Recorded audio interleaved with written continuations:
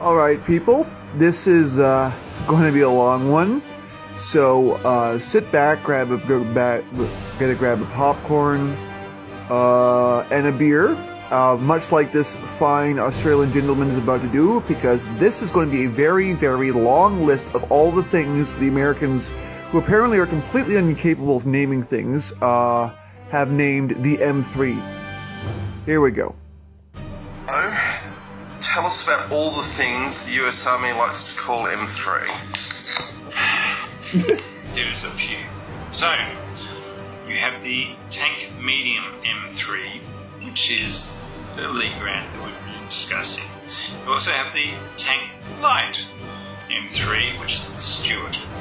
You have the half-track M3, and the many, many, many variations of the M3 half-track.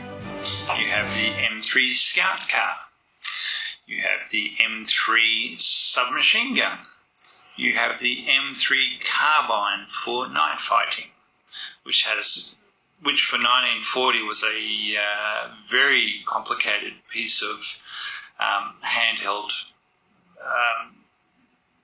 rifle with a lot of scopes and great big things stuck on top of it. Very heavy batteries, I believe. Yeah, and it allowed you to see in the dark. You also had the M3 50 cal Browning. Not to be confused with the M2, which I was confused by. Yep. Yeah. There was a anti-tank gun, M3, that came in the 37, 75 and 90mm versions. There was also an aircraft gun called the M3, and then in later years, this is all during World War II, and then later years you also had the M3 Carl Gustaf 84mm anti-tank rocket, recoilless rifle, or known as rocket. It's a recoilless rifle? No, it's a rocket. Anyway. Then you have the M3 Spallini, some sort of Italian shotgun, and finally the M3 Bradley infantry fighting vehicle. So you'd say to the US military, not to be confused with the M1 Abrams tank or the M2 other Bradley infantry fighting vehicle. There are other letters and other numbers than M3 that you can use to designate as part of your military arsenal.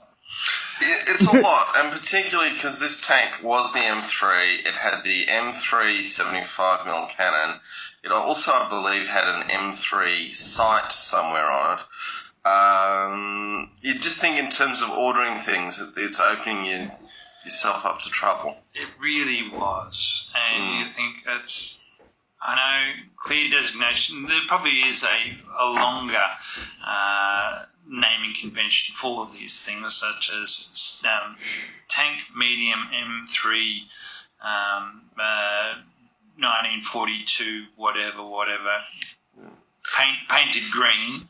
But the point being is that if you have something that if you put on your docket, I need to have 100 M3s delivered to North Africa by the end of the week, and suddenly you're getting a bunch of night fighting carbines turn up rather than medium tanks, you'd be a little bit disappointed in your supply system.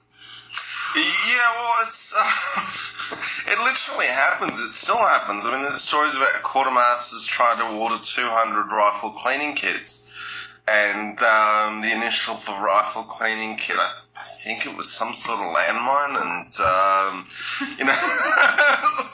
what are we going to do with all of these? Play hopscotch, yeah.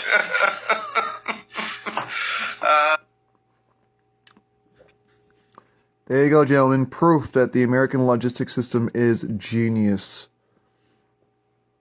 I hope you enjoyed this little shitpost.